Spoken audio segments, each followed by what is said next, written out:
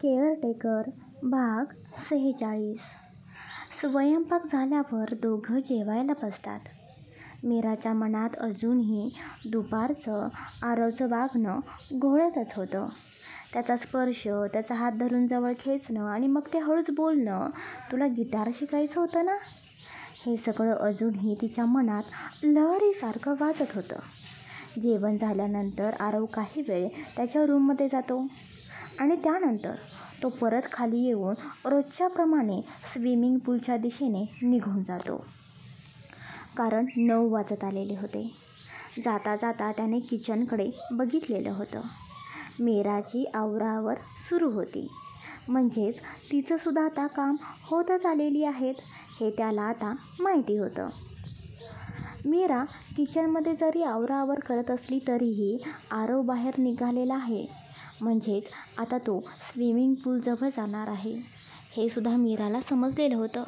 मीराचं सुद्धा लक्ष होतं की आरव बाहेर निघालेला आहे.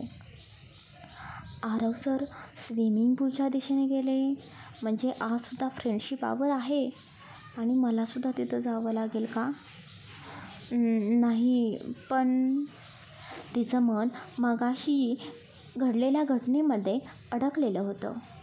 दुपारी ऑफिसमध्ये सुद्धा सर माझ्या अगदी जवळ आलेले होते. अगदी त्या नजरेने माझ्याकडे पाहत होते आणि आत्ताही जेवण बनवताना. मग आता जर मी त्यांच्याजवळ स्विमिंग पूलजवळ गेले बसायला आणि त्यांनी परत तसंच काही केलं तर माझ्यासोबत? मीरा गोंधळलेली होती. तिचं मन दरवेळी आरवजवळ खेचलं जात होतं, पण त्याचवेळी काहीतरी अडकत होतं. नाही, काहीतरी कारण काढावं लागेल. स्वतःलाच थोडंसं वाचवावं लागेल. पण आता काय करू? जाऊ की नको? क्षणभर ती भांडी धूत थांबली आणि स्वतःलाच विचारायला लागली. मी काही जर सांगितले नाही तर मग त्यांना वाईट वाटेल. त्यांना मग समजणार नाही मी का स्विमिंग पूलजवळ गेले नाही. पण जर मग जाऊन बसले आणि त्यांनी माझा पुन्हा हात तसाच खेचला तर? क्षणभर ती आपल्या गालावर आलेल्या स्पर्शाची आठवण काढते. ते क्षण लाजवणारे पण थोडे अस्वस्थ करणारे सुद्धा तिला होते. नाही, आज नाही मला तिथे जमणार. त्यापेक्षा ना मी एक काम करते, डायरेक्ट मी त्यांना काही न सांगताना माझ्या रूममध्ये जाते, जाऊन झोपतेच ना. म्हणजे त्यांनी काही विचारलं तर मग मला काहीतरी कारण सांगता येईल ना. डोकं दुखत होतं असं म्हणता येईल. ते रागावले तरी पुन्हा तसंच काही होणार नाही ना. आणि न विचारलं तर काही प्रश्नच नाही सांगायचा. मीरा मनातच परत म्हणते, हां, ही आयडिया मस्तच आहे असं म्हणत पटापट ती किचन आवरते. आरव घरामध्ये यायच्या आधीच मीरा पटकन किचन आवरून तिच्या रूममध्ये जाते. दारातून बंद करते आणि एक सुस्कारा टाकत बेडवरती अंग टाकते. आज झोपायचं नाटक करायची गरज नव्हती कारण आतून दार लावलेलं होतं आणि तिच्या चेहऱ्यावर आता केवळ हसू आणि आठवणी होत्या. ती उशीवर डोकं ठेवते, डोळे मिटण्याचा प्रयत्न करते. पण डोळ्यासमोर पुन्हा एकच गोष्ट तिची येत होती. तो दुपारचा क्षण. आरवच्या मांडीवरती गिटार असताना त्याचं तिच्या मांडीवरती फिरणारं हळूवार ओठांचा स्पर्श. कधी हसवत, कधी थोडंसं गोंधळून टाकणारं. पण तिच्या मनाच्या खोल कुठल्या कोपऱ्यात काहीतरी वेगळं उमटणारं ते होतं. नंतर जेव्हा ती जेवण बनवत होती तेव्हा तो तिच्या मागे उभा राहून परत तो स्पर्श. कधी कानाजवळ, कधी पोटावरती फिरणारा त्याचा तो स्पर्श. मीरा नकळत स्वतःलाच घट्ट उशीला बिलगते. गालावर लाजेचा गुलाबी रंग उमटतो. ओठांवर नकळत गोडसं हसू पसरतं. हे काय चाललंय? का वाटतं एवढं हे सगळं वेगळं आणि हवं असं? ते असं जवळ आल्यावर काय वाटतं सगळं काही थांबून जावं. तिचं मन हे मान्य करतच नव्हतं, पण हृदय मात्र कबूल करत होतं. तिचं काहीतरी वेगळं नातं निर्माण होते त्या व्यक्तीसोबत. ती हलके स्वतःशी हसते. जर का मी त्याला त्याच पद्धतीने सॉरी म्हटले तर काय होईल हा विचारच तिला पुन्हा गोंधळून टाकतो. पण त्याच वेळी गालातल्या गालात गोडसं हसू उमटतं. आरव स्विमिंग पूलजवळ त्या शांत पाण्याकडे बघत बसलेला होता. हातामध्ये मोबाईल. एकदा दोनदा तो सारखा मोबाईलमध्ये वेळ पाहतो. आता 9:30 झाले होते. तो स्वतःशीच पुटपुटतो, आलीच नाही अजून. सकाळपासून किती ड्रामा केलाय. आता मीच वाट बघतो हिची. काही क्षण तो विचारात गढून जातो, पण मग तो काहीतरी मनाशी ठरवतो आणि एकदम उठतो. इनफ, आता मीच आतमध्ये जातो. तो पटकन स्विमिंग पूलवरून उठतो आणि आतमध्ये निघून जातो. हॉलमधून किचन. तिथे कोणीही त्याला दिसत नाही. किचन अगदी आवरलेलं आहे, म्हणजे मगाशीच तिचं काम झालं आहे. तो विचार करत पायऱ्यावर चढतो. थोडा अस्वस्थ तो आता थेट तिच्या रूमपाशी जातो. हळूच दार उघडण्याचा प्रयत्न करतो, पण क्लिक असा आवाज येतो. दार बंद होतं, आतून लॉक केलेलं. आरवच्या पावलांचा आवाज मीराला स्पष्टपणे इकडे ऐकू आलेला होता. तो अगदी तिच्या रूमच्या दरवाजापाशी येऊन थांबतो. क्षणभरासाठी ती तिचा श्वास रोखून धरते आणि ती मनाशीच बोलते, देवा, म्हणजे हे खरंच वर आलेत. म्हणजे आज मी स्विमिंग पूलजवळ आले नाही हे यांना समजलं. खरंच बरं झालं मी आतून दरवाजा बंद केला, नाहीतर हे आत येऊन आणखीन काहीतरी मला बोलले असते. तेच आरव थोडा वेळ दाराबाहेर थांबतो. मीरा अजूनही इकडे चादरेखाली पडून झोपेचं नाटक करत होती. तिचं मन मात्र उद्ध्वस्त झालेलं असतं. आता आरव काय बोलणार? का आला इथे? पुन्हा त्या सॉरी गोष्टीवर काही बोलणार की काय? मीरा मनाशी विचार करत होती. तेच आरवने दरवाजाला हात लावून हलकंसं ढकलण्याचा प्रयत्न केलेला होता, पण तेव्हाच त्याला लक्षात आलेलं होतं की दरवाजा तिने आतून लॉक केलेला आहे. आणि हे तिचं वागणं बघून तो हलकेसे हसतो आणि तो मनातच बोलतो, अच्छा, म्हणजे आज दरवाजा आतून बंद करून बसलेली आहे का? म्हणजे आज मुद्दामच आली नाहीस तू पुलाजवळ. माहिती आहे मला मीरा, पण मी सुद्धा आरव राज्याध्यक्ष आहे. असं सहजासहजी काहीही सोडत नाही मी. त्याचा स्वर शांत होता, पण डोळ्यात हलकीशी चाळा, काहीतरी ठरवल्याचा संकेत स्पष्टपणे दिसत होता. तो दरवाजाकडे शेवटचा एक नजर टाकतो, मग निघतो. पण यावेळी त्याच्या पावलांमध्ये एक वेग, एक उद्दिष्ट दिसतं. आरव त्याच्या रूममध्ये जातो, पण काही मिनिटातच परत बाहेर येतो. आरवच्या पावलांचा परत येणारा आवाज पुन्हा एकदा मीराच्या कानावरती येतो.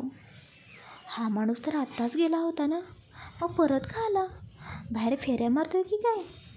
मग अचानक शांतता, काहीच आवाज ऐकू येत नाही. म्हणजे अजूनही माझ्या रूमच्याच बाहेर हे उभे आहेत का? आरव तिच्या रूमच्या बाहेरच उभा आहे हे समजल्यानंतर मीरा ब्लँकेट अंगावर घट्ट ओढून घेत विचारात गढून जाते. तिचं मन अजूनही त्या पावलांच्या आवाजात अडकलेलं असतं. तेवढ्यात दरवाजाचा हलकासा आवाज मीराला ऐकू येतो आणि दरवाजाचा आवाज ऐकून मीराच्या काळजाचे ठोके थांबल्यासारखेच तिला वाटतात. तेच इकडे बाहेर आरव तिच्या रूमच्या समोर उभा होता. त्याने दरवाजाच्या एका बाजूला ठेवलेला त्याचा खास बोर्ड, त्यावरती तो त्याचे फिंगरप्रिंट्स ठेवतो आणि दरवाजा आपोआप उघडतो. आणि ही यंत्रणा मात्र आपल्या मीराला अजिबात माहिती नव्हती.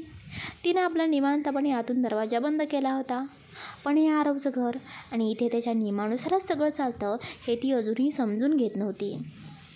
दरवाजाचा आवाज ऐकून मीरा एकदम घाबरते. ती झटकन स्वतःला पूर्ण ब्लँकेट खाली लपवते. अगदी एकही केस बाहेर दिसू नये याची ती काळजी घेते. आता तिच्या मनात विचारांची गर्दी. बापरे, यांनी दरवाजा ओपन कसा केला? म्हणजे आता ते आत येणार. आता तर झोपायचं नाटक करावंच लागेल. अजिबात शंका येता कामा नये की मी जागी आहे. ती हलतसुद्धा नाही. अगदी श्वास रोखल्यासारखी शांतपणे पडून राहते. मनातल्या मनात स्वतःला समजावत राहते, शांत राहा मीरा. तू झोपलेली आहेस. तू काहीच ऐकलेलं नाहीस. तू काहीच बघितलेलं सुद्धा नाहीस. अजिबात हलू नकोस. आरव दरवाजातून आत येतोय का? मीराचं मन आता केवळ हाच एक प्रश्न तिला विचारत होतं. आता पुढे काय होणार? तिचा आरव दरवाजापाशी येतो. फिंगरप्रिंट स्कॅन करत दरवाजा क्लिक असा आवाज करत अलगदपणे उघडतो. त्याने एक वार नजर टाकली आणि थेट तिच्या बेडकडे त्याने पाहिलं. समोरच मीरा होती, बेडवरती. पण पूर्ण अंगावरती ब्लँकेट ओढून ती झोपलेली होती. अगदी एकही केस, हात किंवा पायाचा अंशसुद्धा दिसत नव्हता.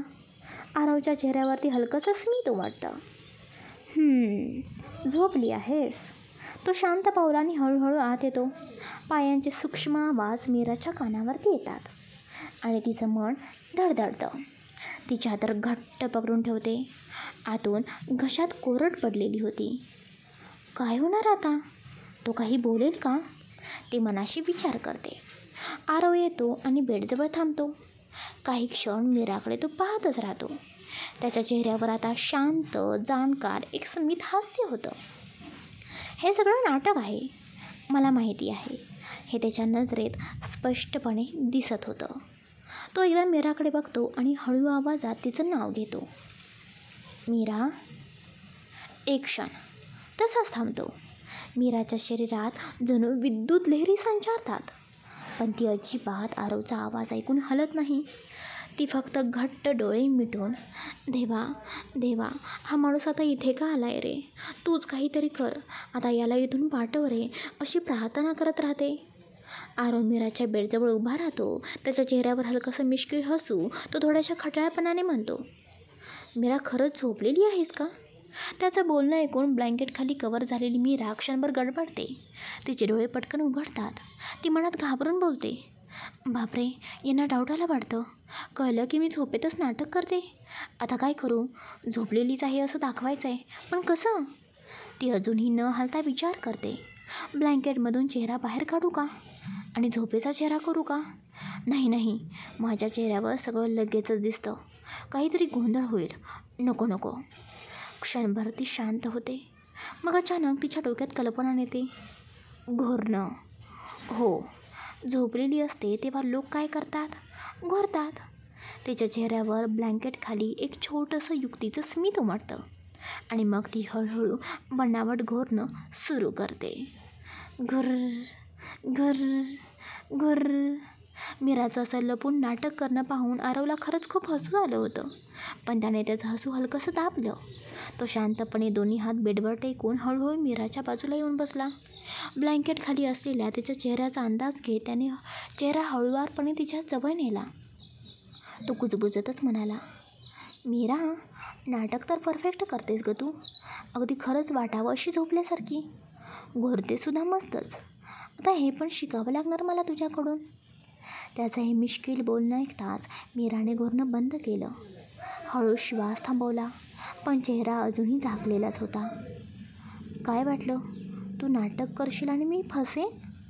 आरव हलकंसं हसत म्हणाला. मीरा, मी आरव राज्याध्यक्ष आहे, हे विसरू नकोस. आणि हो, आज एक महत्त्वाची गोष्ट तुझ्याकडून हवी आहे, ते म्हणजे सॉरी. त्याचा आवाज थोडा कडक झाला होता. आज जर सॉरी बोलली नाहीस तर त्यानंतर काय होईल हे मलाही नाही माहिती. मग सॉरीच्या पुढे जे काही होईल त्याची जबाबदारी तुझी. हे बोलून आरवने पटकन तिच्या चेहऱ्यावरचं ब्लँकेट बाजूला केलं. अचानक हे झाल्यामुळे मीरा थोडी घाबरलीस. तिच्या चेहऱ्यावर थोडं अवघडले पण थोडीशी गोंधळलेली शांतता पसरलेली होती. तरीही तिने डोळे घट्ट मिटून ठेवले. आरव तिच्या चेहऱ्याकडे शांतपणे बघत होता. तिच्या चेहऱ्यावरती आलेले काही बटा त्याने हळूच कानापाठीमागे सारल्या. त्याच्या त्या स्पर्शाने मीराच्या अंगावरती शहार आला. तिच्या पोटात परत ते गोंधळलेले फुलपाखरं उडायला लागलेले होते. डोळे उघडू की नको असा प्रश्न तिच्या मनात घोळत होता. उघडले तर काय होईल? न उघडले तर काय? ती आता स्वतःच्याच नाटकात पूर्णपणे अडकून गेलेली होती. आरव तिच्याजवळ अजून थोडा झुकला. त्याच्या श्वासांचा उष्ण स्पर्श आता तिच्या चेहऱ्यावरती जाणवत होता. मीराने आता भीतीने तिच्या हातातलं ब्लँकेट घट्ट मुठीत पकडलेलं होतं. तिचं हृदय धडधडत होतं. तो आता काय करणार? हीच विचारांची गर्दी तिच्या डोक्यात वावरत होती. तेवढ्यात आरव तिच्या अगदी जवळ झुकतो. त्याचा चेहरा तिच्या कानाच्या इतक्या जवळ येतो की त्याच्या श्वासांचा उष्ण स्पर्श तिच्या कानांच्या नाजूक पाकळ्यांना स्पष्ट जाणवतो. हळूहळू खोल आवाजात तो कुजबुजतो, जर पुढच्या 15 मिनिटात तू माझ्या रूममध्ये येऊन मला सॉरी बोलली नाहीस तर मग. तो क्षणभर थांबतो. मीराचं हृदय थोडंसं थांबतंच. तर मग मी स्वतः तुला माझ्या रूममध्ये घेऊन जाईन आणि त्यानंतर जे काही होईल त्यासाठी तू पूर्णपणे जबाबदार असशील. त्याचा आवाज मोकळा होता, पण शब्दात एक रोखलेली ताकद होती. त्या गोष्टीसाठी तयार असशील तर येऊ नकोस, ओके? तो असं म्हणतच हलकंसं हसतो. मीराच्या थरथरत्या चेहऱ्याकडे एक नजर टाकतो. तिचे डोळे अजूनही बंद, पण चेहऱ्यावरती भीती, गोंधळ आणि काही अनाम भावना साचलेली होती. तो हसत हसत उठतो आणि तिच्या रूमच्या दारातून बाहेर जातो. रूममध्ये एकदम शांतता पसरते, फक्त तिच्या श्वासांचा आवाज. मीराने हळूहळू डोळे उघडले. एकदम घाबरून आजूबाजूला तिने पाहिलं. तो गेलाय का अजून? मनातल्या मिनात तिने स्वतःलाच विचारलं. ती हळूच डोकावते. दार अर्धवट उघडच होतं, पण आरव मात्र कुठेच तिला रूममध्ये दिसत नव्हता. तिच्या मनात एकच विचार घोंगावत होता. 15 मिनटं त्याच्या रूममध्ये मी गेले नाही तर? खरंच तो? ती विचार करत टेबलावरच्या छोट्याशा गणपती बाप्पाच्या मूर्तीकडे पाहतच मीरा गोंधळलेल्या सुरातच कुजबुजते. देवा रे देवा, तू सांग, तुला काही मज्जा येते का मला अशा वेळेस अडकवून? संकटाच्या मधोमध. ती थोडीशी पुढे झुकते, हात जोडते, पण चेहऱ्यावर काहीशी चिडचिडलेलापणा गोंधळ असतो. काल फक्त त्यांच्या आईचं नाव घेतलं, जरा फॅमिलीबद्दल बोलले तर लगेच रागावले. मी तर सकाळपासून त्यांना खुश करायचा प्रयत्न करत होते ना, पण उलट मीच आता त्यांच्या नजरेत गुन्हेगार झाले. ती थोडी विरघळलेल्या सुरातच पुन्हा बोलते. आणि आता त्यांना माझ्याकडून सॉरी हवं आहे, पण तेही अगदी त्यांच्या स्टाईलने. म्हणजे मीच त्यांच्या रूममध्ये जावं आणि... ती एकदम थांबते, डोळे विस्फारते. चेहऱ्यावरती हसू आणि संकोच एकत्र होतं. मगाशी जसं त्यांच्या जवळ होते ते जेव्हा माझ्या मानेवर किस. ती तिचा चेहरा झटकून डोळे बंद करते. मनातच आरवचा चेहरा दिसतो. ती त्याच्या खांद्यावर डोकं टेकून सॉरी बोलते. त्याचा स्पर्श आणि तेवढ्यात ओह नो. ती पटकन डोळे उघडते. ती एकदम जागेवरून उठते, दोन्ही हाताने आपला चेहरा झाकते. संपूर्ण चेहरा गुलाबी झालेला असतो. हे काय चाललं आहे माझ्या डोक्यात? मी काही फिल्मची हिरोईन आहे का? ती स्वतःशी चिडून म्हणते. क्षणभर थांबून ती गंभीर होते. पण खरंच जाऊ का त्यांच्या रूममध्ये? सॉरी बोलून मोकळी हो की थांबू आणि त्यांना यायला द्यावं? पण मग त्यांनी खरंच असं केलं, त्यांच्यावरून पुढचं काही जास्त झालं तर? ती डोळे घट्ट मिळते. नाही, असं काही होऊ नये, किंवा हवं तरी थोडंच. नाही. ती स्वतःलाच झापते. जाते, जे होईल ते होईल. पटकन ती अंगावरचं ब्लँकेट दूर करते. पाय थरथरत असतानाही ती उठते, खोल श्वास घेते. मीरा तिच्या रूममधून बाहेर पडते, पण काही पावलं टाकते आणि अचानक तिचं लक्ष समोरच्या आरशाकडे जातं. एक क्षणभर ती स्तब्ध होते आणि नकळत तिची पावलं त्या आरशासमोर वळतात. ती आरशासमोर उभी राहते. हलक्या उजेडात तिचं प्रतिबिंब तिच्याकडे पाहत असतं. मीराचं मन गोंधळलेलं. एवढ्या रात्री हे सगळं बघणं गरजेचं आहे का? पण दुसऱ्याच क्षणी एक शांत विचार तिच्या मनामध्ये डोकवतो. आरवच्या रूममध्ये जाणार आहेस, मग तो बघेल ना तुला. तिची नजर हळूच तिच्या साडीवर जाते, परत थोडा विस्कटलेला. ती अलगद हाताने तिचा तो पदर सावरते. केस थोडेसे चेहऱ्यावरती आलेले. ती हळूवारपणे मागे घेते, मग चेहऱ्याकडे बघते. थोडासा दमलेला, पण डोळ्यात लाजरी चमक. ती थोडं हसण्याचा प्रयत्न करते. नको गं मीरा, एवढं काय विशेष आहे? फक्त सॉरी बोलायला तर चालली आहेस. पण मन मात्र हळूच सांगतं, त्याच्यासमोर जातेस ना, म्हणूनच तर नीट दिसावंसं वाटतंय. ती एकदा स्वतःकडे नीट पाहते, खोल श्वास घेते आणि चेहऱ्यावर हलकं नाजूक स्मित आणण्याचा प्रयत्न ती धीटपणे करते आणि दार उघडते आणि हळूच त्या खोलीकडे वळते जिथे तिचं मन आधीच पोहोचलेलं असतं. मीरा आरवच्या रूमजवळ येते. दरवाजाच्या पाशी काही क्षण थांबते. आत अंधार दिसतो. ती हळूहळू दरवाजा उघडते. रूममध्ये संपूर्ण अंधार होता. फक्त खिडकीतून येणारा क्षीण चंद्रप्रकाश आणि त्या प्रकाशात खिडकीजवळ उभा असलेला आरव अस्पष्टसा दिसत होता. मीरा मनामध्येच विचार करते, रूममध्ये कशाला अंधार केला यांनी? मुद्दामच अंधार केला असेल का? आता मी यांना सॉरी कसं बोलू? ती पदर हातात घट्ट पकडत मनातली धडपड लपत हळूहळू आत शिरते. पावलांचा आवाजही होऊ नये अशा हलक्या पावलांनी ती आरवच्या जवळ पोहोचते. त्याच्या पाठीमागे उभी राहते. काही क्षण गप्प राहते. शब्दच सापडत नव्हते. सर सर मी तिचा आवाज थरथरत होता. आरव थोडासा गोंधळलेला चेहरा घेऊन मागे वळतो. त्याच्या डोळ्यात आश्चर्य नव्हे पण एक शांत निरीक्षण असतं. आलीस तू? झोपली होतीस ना? तू आराम करत होतीस ना? आरव मुद्दामच विचारतो. मीरा मात्र आरवचा हा प्रश्न ऐकून एक क्षण थांबते. नजर चुकवते. मग शब्द ओढत बोलू लागते. हो हो मी झोपले होते. म्हणजे तुम्ही जेव्हा रूममध्ये आला होता ना तेव्हा तुम्हाला दिसलंच असेल ना की मी झोपले होते.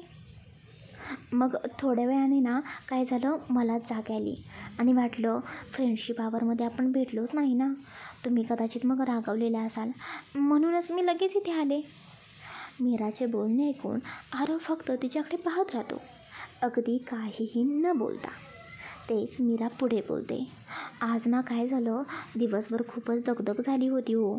सकाळपासून घरातलं सगळं स्वयंपाक, मग ऑफिसमध्ये काम आणि मग थोडा वेळ होता म्हणून म्हटलं रूममध्ये आले. विचार केला की फ्रेंडशिप आवरपर्यंत स्विमिंग पूलजवळ येईनच. मग तसेच बेडवरती पडले आणि कधी झोप लागली ना हे माझं मलाच कळलं नाही बघा. आणि मग अचानक जाग आली. मीराचं बोलणं ऐकून आरव हसणं लपवत मिश्किलपणे बोलतो. हो का? झोपली होतीस का तू?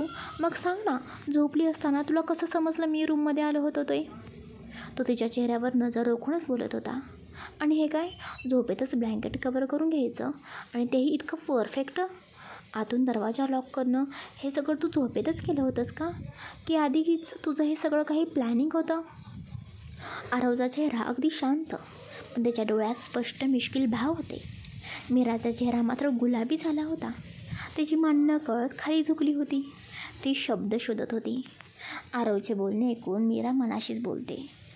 मीरा, तुला माहिती आहे ना हा समोरचा माणूस किती हुशार आहे, तरीही तू त्याच्यासमोर खोटं बोलतेस. किती गोंधळ घालतेस का तू? ती हलकंसं गालावरती हात फिरवते. अगदी ती गोंधळलेली होती. मीराला असं गप्प बसलेलं बघून आरवच बोलतो. काय झालं? गप्प का बसलीस? सांग ना, झोपली होतीस ना तू?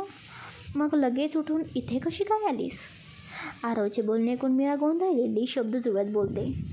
सर ते मी सॉरी बोलायचं होतं ना तुम्हाला, मग तेच म्हणायला आलेली आहे. काल मी तुम्हाला जे काही अचानकपणे बोलून गेले त्यासाठी सॉरी. आता झोपा तुम्ही, उशीर झाला आहे ना, झोपा, मी सुद्धा जाते. मीरा पटकन बोलते आणि वळते. ती निघणार इतक्यात आरव तिचा हात हलक्याने पकडतो. सर, ती घाबरून थांबते पण तिचा हात त्याच्या हातात. तो तिच्याकडे बघतो आणि हळूच तिला स्वतःकडे ओढून घेतो. मीरा थोडीशी घाबरते. तिचे दोन्ही हात त्याच्या छातीवरती येतात आणि आरवचे दोन्हीही हात तिच्या पाठीवरती टेकतात. दोघांचाही चेहरा एकमेकांच्या इतका जवळ येतो की श्वासांची उष्णता जाणवू लागते. मीराचे डोळेसुद्धा विस्फारलेले होते.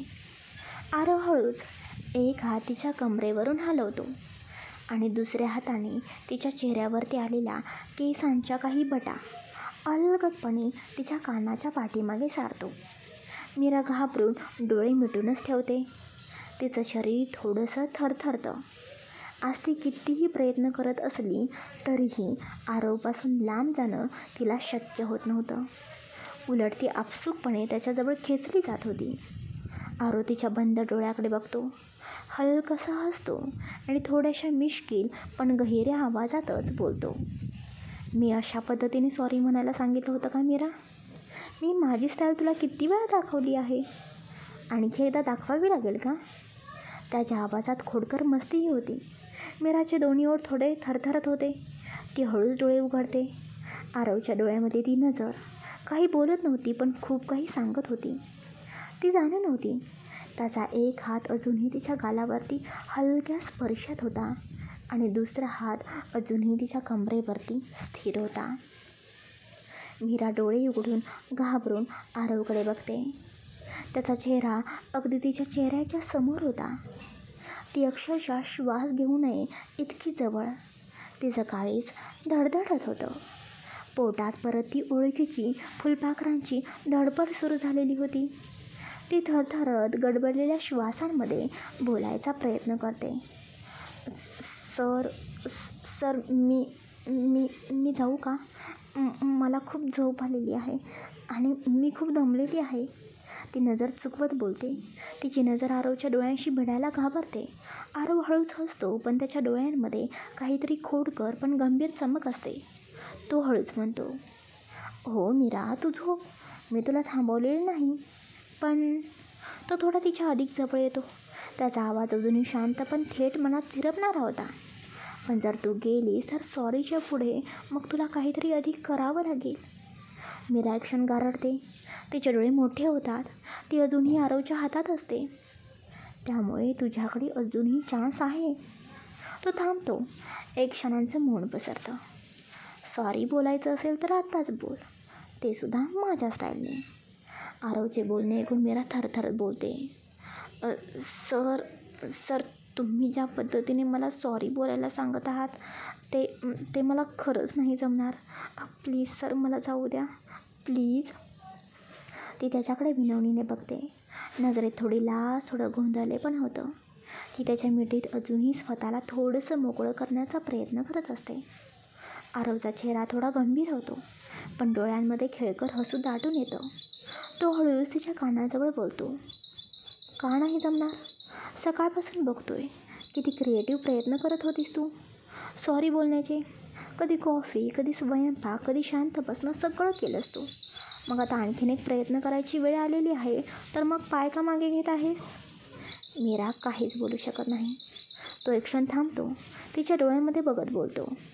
आणि हे जे मी सांगितलं आहे ना, हे पण एक प्रयत्नच आहे, माझी स्टाईल, आणि मला सॉरी ऐकायचंच आहे, ते सुद्धा याच स्टाईलने. त्याचे हात अजूनही मीराच्या कमरेवर होते. तिचा श्वास अजूनही धडधडत होता. ती घाबरलेली होती, पण कुठेतरी तिचं मन हे सगळं नाकारू शकत नव्हतं. तिच्या मनात एकच प्रश्न घोळत होता, खरंच हे सगळं त्याला सॉरी म्हणण्यासाठीच हवं आहे का? मीरा विचारामध्ये गुंग होती. तिचं मन आरवच्या या शब्दांभोवती गुंतून पडलेलं होतं. तिचा चेहरा कधी आरवकडे, कधी दूर बघत होता. आरव तिच्याकडे पाहत होता. गालातल्या गालात एक हसू लपवत मुद्दाम तिला त्रास देण्यासाठी तो मज्जाच घेत होता. मीरा त्याच्याकडे कटाक्ष टाकते. सर, पण मी तसं कसं, म्हणजे अशा पद्धतीने सॉरी बोलणं सर, मला खरंच नाही जमणार. ती थोडीशी नाराज होत बोलते आणि पटकन त्याच्या मिठीतून ती बाहेर पडायचा प्रयत्न करू लागते. आणि ती थोडीशी बाजूला सरकते. पण आरव न बोलता तिचा डावा हात पकडतो. मीरा मागे हळूच बघत नाही. ती फक्त स्तब्ध होते. तिच्या पायात थरथर होती. ओठांवरती थोडीशी भीती आणि मनात अनामिक ओढ होती. आरव शांतपणे तिच्या पाठीमागे जवळ येतो. त्याचा उबदार स्पर्श आता पाठीवरून तिच्या संपूर्ण शरीरातून वाहू लागतो. तो हळूवारपणे तिच्या खांद्यावरती आपला चेहरा टेकवतो. मीराच्या मानेवर तो स्पर्श होताच ती पुन्हा त्या क्षणामध्ये हरवते, जिथे त्याच्या ओठांचा स्पर्श, थरथरता स्पर्श तिला गोंजारून गेलेला होता. आरव तिच्या डाव्या हातावरून हळूवार फिरत बोटांपर्यंत पोहोचतो आणि तो हात आपल्या हातात घट्ट पकडतो. त्याचा उजवा हात आता तिच्या कमरेवरून तिच्या पोटांवरती सरकतो. तेवढ्यात त्याचे ओठ तिच्या मानेवरून गालाकडे हळूहळू सरकू लागतात. मीरा घट्ट डोळे मिटून घेते. तिचा श्वास खोल होतो. तिच्या श्वासांची धडधड आरवला स्पष्टपणे आता जाणवत होती. आरवचा स्पर्श अजूनही मीराच्या पोटावरून हळूवारपणे फिरतच होता. त्याचबरोबर त्याचे ओठ तिच्या मानेवरती अलगदपणे फिरत होते. त्या स्पर्शाने तिच्या शरीरातून शहारे उठत होते आणि मनामध्ये अनामिक ओढ तीव्र होत चालली होती. सर, सर, इतकंच तिच्या ओठांवरून निघत होतं. तिच्या मेंदूने जरी थांबायचं सांगितलं तरी तिचं मन आधी शरीर आरवच्या त्या उबदार स्पर्शात विरघळत चाललेलं होतं. एक क्षण येतो. मीरा आरवचा हात हलकासा पकडते आणि हळूच पाठीमागे वळते. दोघांचाही चेहरा समोरासमोर येतो. मीराचे डोळे थोडेसे घाबरलेले, पण त्या डोळ्यात एक वेगळी चमक होती. आरव तिच्याकडे शांतपणे खोल नजरेने पाहत होता. त्याच्या नजरेत भावना होत्या. मीरा क्षणभर गोंधळते, पण तिच्या हाताने आरवच्या छातीवर थोडासा जोर लावत ती स्वतःला सावरते. पण काहीतरी मनाशी पक्क ठरवल्यासारखी ती हळूहळू टाचा उंच करू लागते. अगदी जवळ, आरवच्या अगदी सान्निध्यात. आरवचं दोन्ही हात अजूनही तिच्या कमरेवर आणि ती आता त्याच्या छातीला बिलगलेली होती. दोघांचाही श्वास एकमेकांना जाणवत होता. मीरा आता आरवच्या डोळ्यामध्ये बघतच हळूहळू तिच्या टाचा उंच करते. चेहरा हळूहळू आरवच्या चेहऱ्याकडे नेते आणि नाजूकपणे एका क्षणासाठीच आरवच्या गालावरती ओठ टेकवते. अगदी नजाकतीने, अगदी शांततेत, आणि लगेच लाजून बाजूला होते. मीराचं हे वागणं बघून आरव स्तब्ध. तो फक्त तिच्याकडे पाहत राहतो. तिच्या त्या एका छोट्या पण खूप मोठ्या कृतीने तो पूर्णपणे भारावून जातो. मीरा काही क्षण आरवकडे बघत राहते. तिच्या ओठाने त्याच्या गालावर टेकलेले ओठ, तो किस, त्या दोघांमध्ये एक शांत पण खोल भावना जागून गेलेलं असतं. आरवचे डोळे त्या क्षणी अलगद मिटलेले होते, जणू त्या क्षणी मनाला साठवून ठेवतोय. मीरा त्याच्याकडे बघते आणि थोड्याशा वेळाने स्वतःला त्याच्या मिठीतून हळूच काढून घेण्याचा प्रयत्न करते. ती अलगद बाजूला सरकू लागते. तेवढ्यात आरवच्या डोळ्यांमध्ये हालचाल होते. तो डोळे उघडतो आणि लगेचच तिचा हात पकडतो. क्षणातच तो तिला परत जवळ खेचतो. काय एवढी घाई आहे तुझ्या रूममध्ये जायची? इथे नाहीस का तू थोडा वेळ थांबू शकत? आरवच्या या शांत पण गुंतवणाऱ्या आवाजाने मीराचं मन पुन्हा डोलायला लागतं. ती काही बोलू शकत नाही. ओठ हलतात पण शब्दच सापडत नाहीत. तिचं लाजणं, हलकंसं हसणं आणि गोंधळलेली नजर, सगळं काही तिच्या मनातल्या भावनांचं आरसच होतं. ती नजर खाली झुकवते. तिचे गाल गुलाबी झालेले असतात. तिच्या चेहऱ्यावर एक वेगळीच हसू आहे, जे लपवायचा तिला प्रयत्न होत असतो, पण त्या आरवच्या नजरेपासून काहीच सुटत नाही. मीरा हलक्या स्वरात नजर खाली झुकवत बोलते, सर प्लीज मला जाऊ द्या ना, झोप येते मला, आणि मी आता बोलले ना तुम्हाला सॉरी. आरव तिच्या चेहऱ्यावरून हळूवारपणे अंगठा फिरवत बोलतो, हो सॉरी बोललीस, पण मी ज्या पद्धतीने सांगितलं होतं तसं बोलली नाहीस ना तू. तुझी स्टाईल वेगळी, माझी स्टाईल वेगळी, त्याची पनिशमेंट घेऊन जाशील ना. मीरा दचकते. पटकन नजर वर करून आरवच्या डोळ्यामध्ये बघते. पनिशमेंट म्हणजे आता काय देणार आहात तुम्ही पनिशमेंट? मीराचं बोलणं ऐकून आरवच्या चेहऱ्यावर हलकंसं खेळकर हसू उमटतं. तो एक हात जो गालावरती फिरवत होता, त्याचा दुसरा हात जो तिच्या कमरेवरती होता, तो सुद्धा हळूवारपणे बाजूला सरकवतो आणि दोन्ही हातांनी तिचा चेहरा अलगद धरतो. त्याच्या हातांच्या स्पर्शाने मीराचा श्वास थांबतो. त्याच्या स्पर्शामध्ये ओरड नाही, फक्त एक हळूवार अडकलेलं पण होतं. एक ओढ होती, एक संवाद होता. पनिशमेंट ही सुद्धा माझ्या स्टाईलने असेल, तू कुजबुजतो. मीराचे डोळे मोठे होतात. थरथरत लाजून ती नजरेनेच त्याला विचारते, काय करणार आहात? आरव हळूहळू मीराचा चेहरा आपल्या हातांमध्ये अलगद पकडतो. त्याचा स्पर्श जणू तिच्या चेहऱ्याला शांत करत आरवचे श्वास तिच्या चेहऱ्यावरती जाणवायला लागतात आणि मीरा नकळत डोळे घट्ट मिटून घेते, जणू त्या क्षणाला स्वतःला समर्पित करते. तिच्या मनात थोडी भीतीही होती. हे सगळं तिच्यासाठी नवीन होतं, पण त्याचवेळी ती त्या नाजूक स्पर्शाच्या ओढीला थांबवू शकत नव्हती. आरवचा चेहरा हळूहळू तिच्या चेहऱ्याजवळ येत होता. दोघांचे श्वास एकमेकांमध्ये मिसळून जात होते. मीरा थरथरत होती आणि आरवही. ती त्याच्या टी शर्टला घट्ट पकडून उभी होती, जणू त्या क्षणात स्वतःला सावरत होती. आरव तिच्या गालाकडे पाहतो. हळूच तिच्या केसांच्या बटा कानाच्या पाठीमागे सरकवतो आणि मग अलगद मनातलं काहीही न बोलता तिच्या ओठांवर भावनांनी ओथंबलेला किस ठेवतो. आरवचे ओठ मीराच्या ओठांवर अलगद टेकले आणि त्या एका नाजूक स्पर्शात ती विरघळून गेली. तो क्षण फक्त एक किस नव्हता, तो तिच्या मनातल्या प्रत्येक भावनेचा, गोंधळलेल्या विचारांचा आणि त्या अनकही प्रेमाचा शांत स्वीकार होता. मीराच्या श्वासांचा वेग थोडा बदललेला होता, पण तिच्या चेहऱ्यावर कुठलीही भीती नव्हती.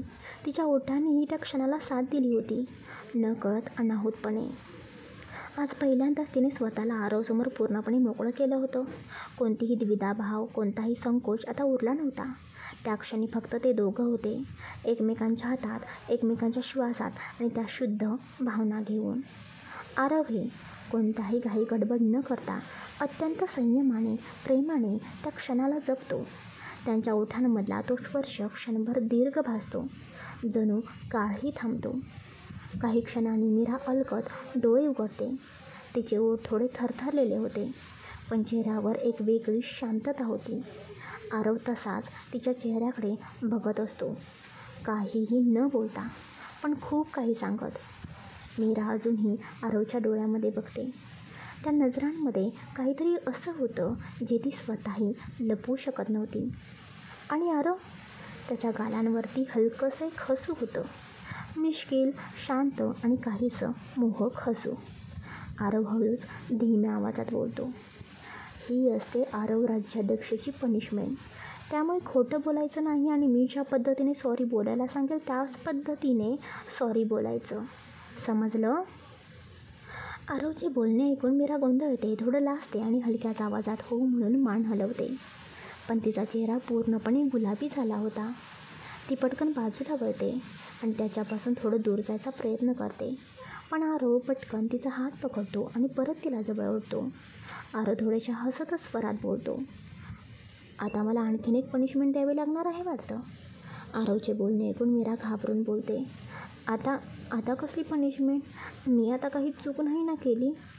आरव हसतच तिच्या केसांमधून हलकंसं हात फिरवतो. त्याच्या आवाजात मस्ती होती. अशी कशी चूक केली नाहीस? मला काहीही न सांगता निघून जात होतीस ना, मग चूक झाली की नाही? मीरा काहीच बोलत नाही. तिच्या श्वासाचा वेग वाढतो.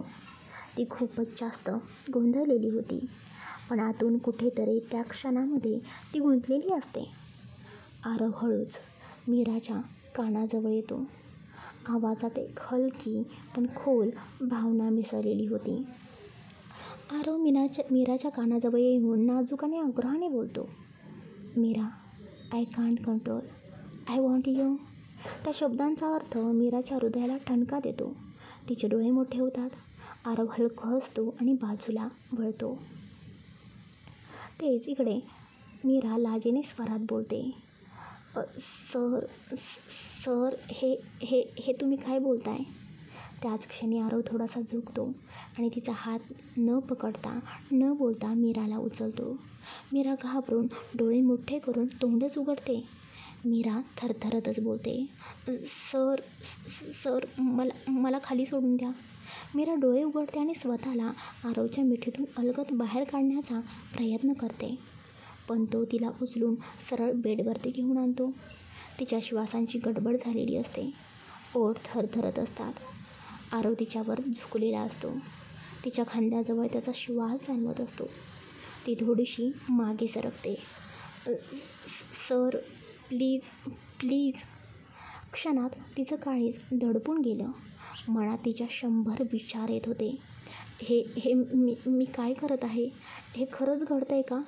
मी फक्त यांची केअरटेकर आहे आणि ते माझे बॉस. हे फक्त किसपुरतं होतं, पण आता पुढे?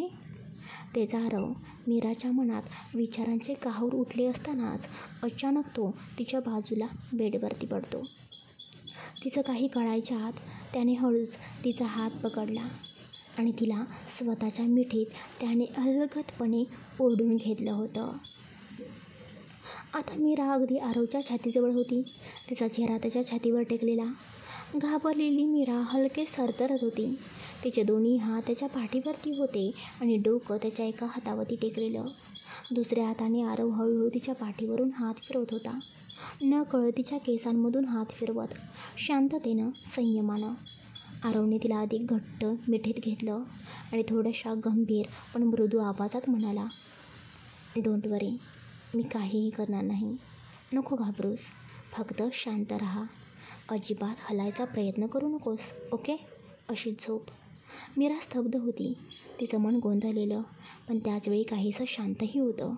आरवच्या आवाजातली स्थिरता आणि स्पर्शातली ऊब तिला खोलवर भिडत होती. तो तिच्या केसांवरून हात फिरवत राहिला, लयीत जणू तिच्या मनावरची अस्वस्थता घटाघट विसावत होती. मीरा डोळे मिटून त्याच्या मिठीत शांत राहू लागली. त्या मिठीत एका अनामिक सुरक्षतेची जाणीव होती. एक ओढ होती जी तिला नाकारता येत नव्हती आणि स्वीकारणंही अजून तितकंच कठीण होतं. खरं तर आरवच्या मिठीत असताना मीराला त्याच्या छातीतले ठोके स्पष्टपणे जाणवत होते. त्याच्या हृदयाचे ठोकेही वाढलेले होते. ते थोडे अनियमित होते, जसे की तिच्या उपस्थितीचा परिणाम त्याच्यावरती होत होता. आणि मीराचं स्वतःही हृदयही तितकंच जोरजोरात धडधडत होतं. पण का, हे ती स्वतःलाच विचारत होती. आरव अचानक तिला मिठीत घेतो आणि मग काही न बोलता तसाच डोळे मिटून झोपी जातो. मीराला समजत नव्हतं आरव इतका शांतपणे, इतका विश्वासाने तिला मिठीत घेऊन झोप कशी काय जाऊ शकतो. पण त्याची ती मिठी, त्या मिठीत एक वेगळी शांतता होती. ती शांतता मीराला खूप दिवसांनी अनुभवायला मिळत होती. एक हळूवार निवांतपणा, जणू काही कुठेही पळायचं नाही, काहीही बोलायचं नाही, फक्त शांत राहायचं. आरवचा हात आता तिच्या केसांमध्ये स्थिर झालेला होता. त्याचे श्वास हळूहळू खोल होऊ लागलेले होते. तो खरंच झोपलेला होता. मीराने डोळे उघडले. त्याचा शांत चेहरा, त्याचा हात, त्याच्या मिठीतली घट्ट पकड, हे सगळं पाहून ती काही क्षण विचारामध्ये पडलेली होती.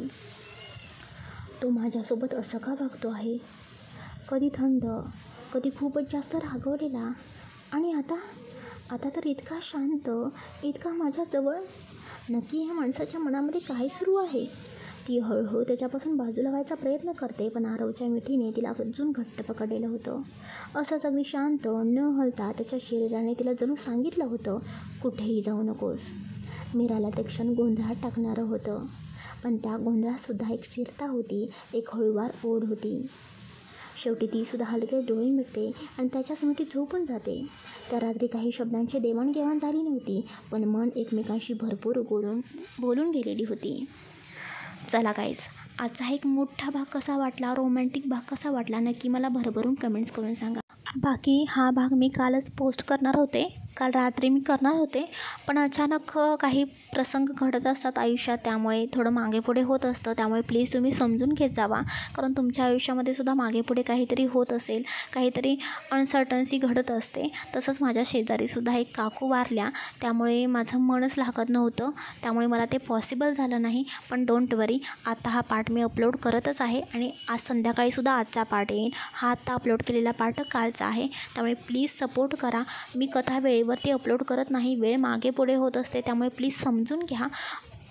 बाकी मी आता तुम्हाला काय बोलणार. बाकी आजच्या पार्टसाठी भरपूर कमेंट्स करा. Bye, take care.